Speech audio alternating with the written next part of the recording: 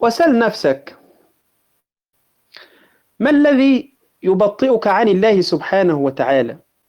ما الذي يجعلك تتأخر عن الانضمام لركب الأواهين الأوابين الذين يرتلون كلام الله سبحانه وتعالى في جوف الليل؟ فإنك إذا تأملت شكل الجنين في بطن أمه تجده قريب جدا من شكل الساجد لله سبحانه وتعالى، فكن في حياتك ساجدا كما كنت في بطن أمك. يكفيك أن الله سبحانه وتعالى رزقك وأحاطك برحمته، فكن ساجدا بقلبك، وإن رفعت رأسك قل بنبضاتك: سبحان ربي الأعلى، سبحان ربي الأعلى. واهمس بشرايينك: يا جابر المنكسرين أجبر كسري. ثم تأمل في المعجزة وهي تشكل روحك من جديد. فاللهم اجبر قلوبنا واجبر كسر أرواحنا وكسر أجسادنا، إنك على كل شيء قدير.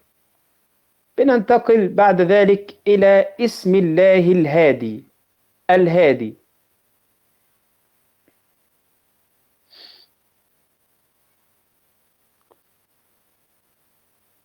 يقول الشيخ حول اسم الله الهادي: لا يهديك لأنك فلان ابن فلان، بل لأنه سبحانه وتعالى شاء أن يهديك.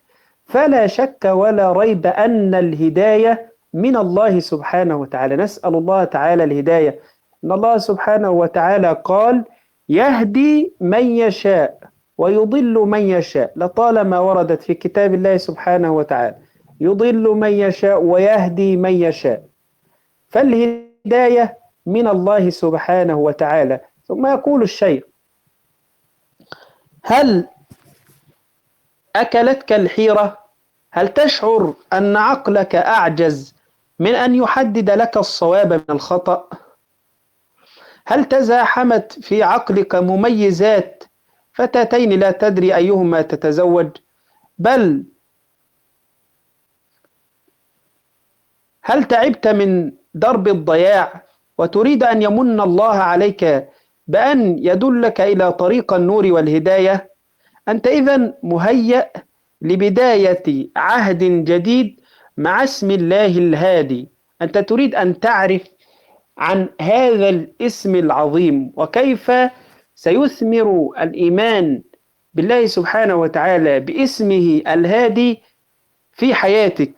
فإننا بحاجة إلى أن نتعرف على هذا الاسم العظيم، أن نسترشد الهادي سبحانه وتعالى بأن يهدينا، وندعوه بأن يهدينا إلى الصراط المستقيم. فالهداية أصلها اللغوي يدل على الميل، يدل على الميل، وكأن الهداية ميل عن الخطأ إلى الصواب، وعن الضلالة إلى الرشد، وعن التيه إلى الجادة. فهو سبحانه يهديك فيحرف مسارك عن الضلالة إلى الرشد، وعن الغواية إلى الطريق الأقوم، إلى الطريق الأقوم. وكما أنه سبحانه وتعالى يهديك فكذلك يهدي إليك، يهدي إليك، فيوصل الأشياء التي بها قوام حياتك إليك. يوصل الماء إلى الأرض التي تسكنها، والغذاء إلى المكان الذي تعيش فيه، ويوصل الهواء إلى رئتيك. وهو سبحانه وتعالى يهدي جميع خلقه هدايات متعددة بحسبهم وبحسب أحوالهم. فانظر مثلا إلى الأعمى، هدايته أن يسير على الطريق، وهداية الأصم أن يفهم ما يقال، وهداية الطفل أن يبعده عما يضره، وهداية التائهين في الصحاري، ويهدي القارئ إلى موضع المعلومة، ويهدي المكتشف إلى الاختراع، ويهدي المجتهد إلى دليل المسألة، وما إلى غير ذلك.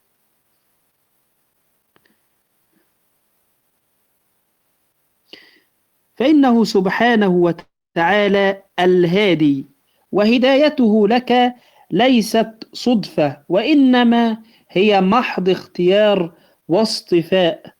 فإن الله سبحانه وتعالى يهديك بما تظنه صدفة، يهديك بآية تسمعها في صلاة، ويهديك برؤية تراها، ويهديك بنصيحة عابرة، ويهديك بكلمة تقع عينك عليها في كتاب، ويهديك بتأمل، ويهديك بومضة غير مسبوقة بتفكير، ويهديك بالظروف، ويهديك بالخوف، ويهديك بالحب، ويهديك بالموت، بموت عزيز أو موت فلان.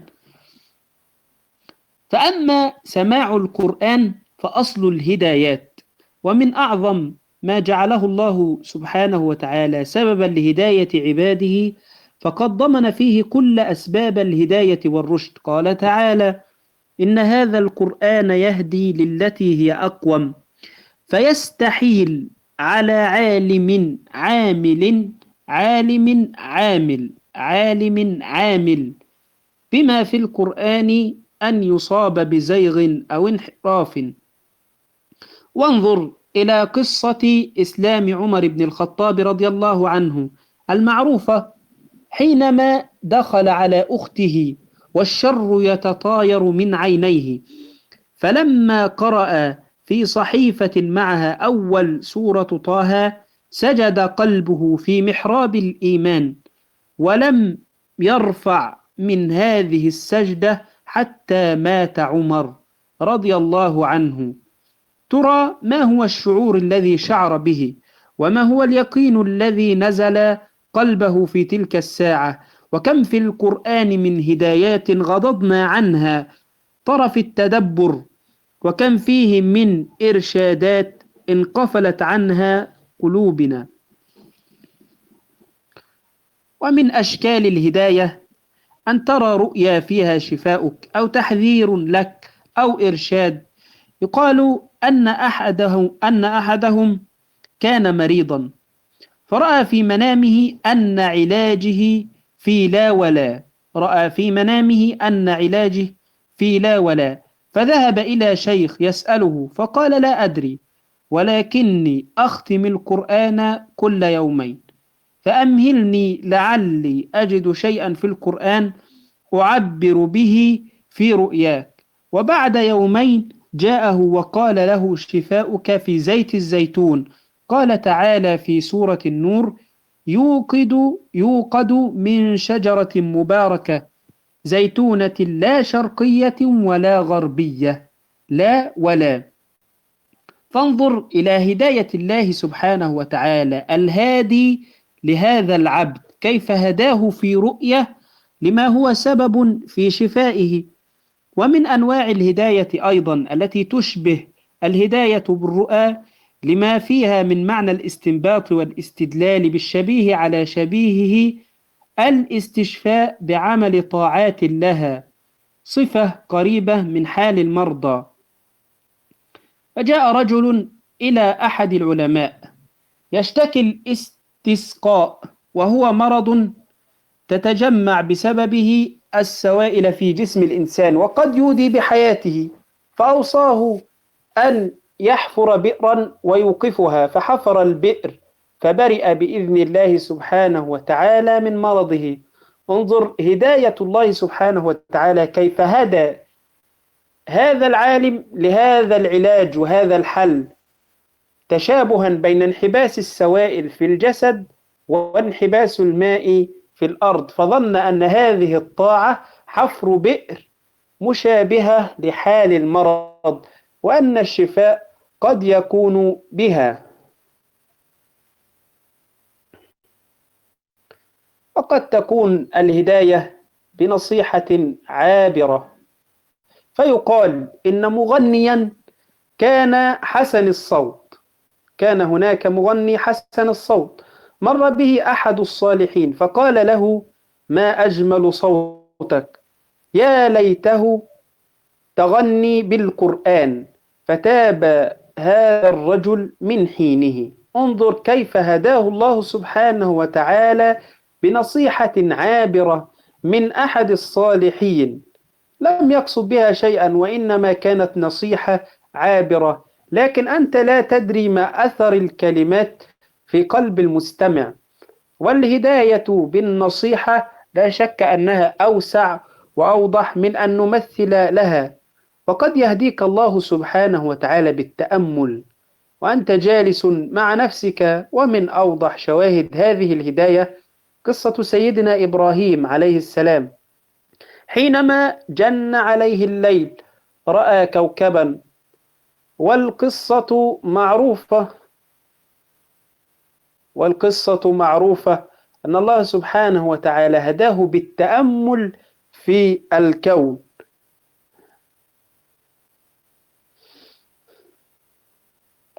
لا شك أن الله سبحانه وتعالى يبصر من عليائه التائهين، يرى هضاب الضياع وقد التفت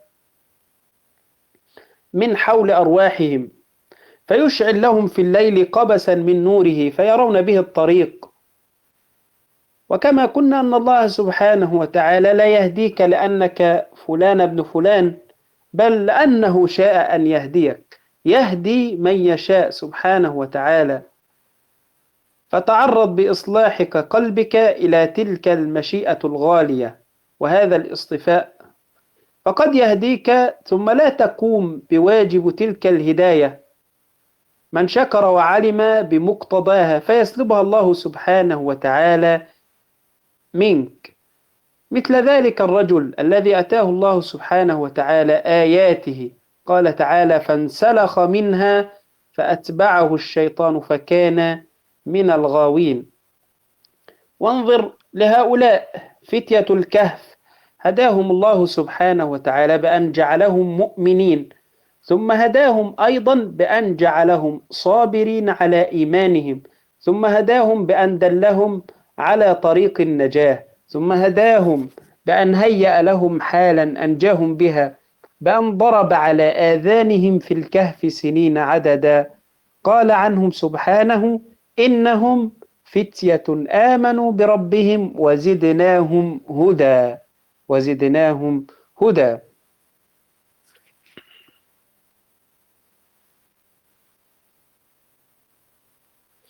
إنه الهادي سبحانه وتعالى. قال الشاعر: وإذا العناية لاحظتك عيونها نم فالمخاوف كلهن أمان. وفي وسط تلاعب الأمواج بسفينتك يأمر الريح فتكون شمالية في تلك الساعة، لأن جزيرة النجاة في الجنوب. انظر إلى ابن تيمية رضي الله عنه، يخرج من بين البيوت وقد ازدحمت الأقوال في رأسه حول تفسير آية لا يستطيع أن يهتدي إلى تفسيرها، يقرأ عنها عشرات التفاسير فلا تخلصه تلكم التفاسير من ضوضاء الحيرة، فيمرغ وجهه بالتراب ويبكي ويقول رحمه الله: يا معلم داود علمني، ويا مفهم سليمان فهمني. فيعود وقد تحددت الأقوال الراجحة في عقله بنور الهداية الربانية من الهادي سبحانه وتعالى. فإذا لم يكن عون من الله للفتى فأول ما يقضي عليه اجتهاده. فالله سبحانه وتعالى هو الهادي، وهدايته لا تختص بالبشر فقط وإنما يهدي جميع خلقه. قال جل من قائل: قال ربنا الذي أعطى كل شيء خلقه ثم هدى جميع خلقه.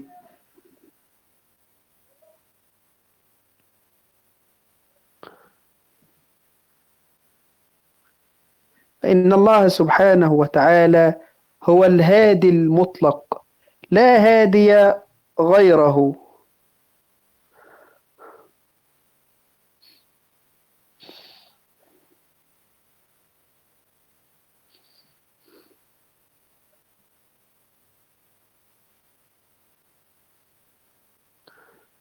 فإن الله سبحانه وتعالى إذا أراد لك الخير وإذا أراد هدايتك جعل ورقة ملقاة على الأرض تعيدك إليه.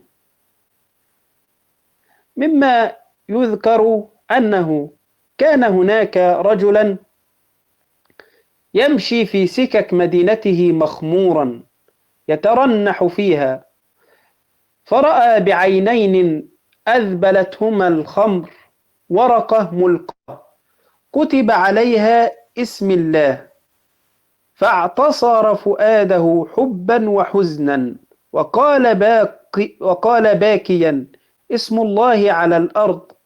فحمل تلك الورقة وذهب إلى بيته فنظفها وعطرها وقبلها ورفعها، ثم نام ليسمع هاتفا يقول له: رفعت اسمي وعزتي لأرفعن اسمك.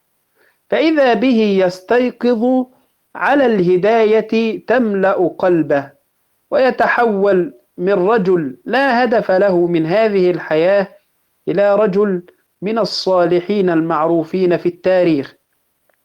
إن الله سبحانه وتعالى إذا أراد هدايتك أسمعك صوتا يقول لك: اتق الله، فيستيقظ فؤادك.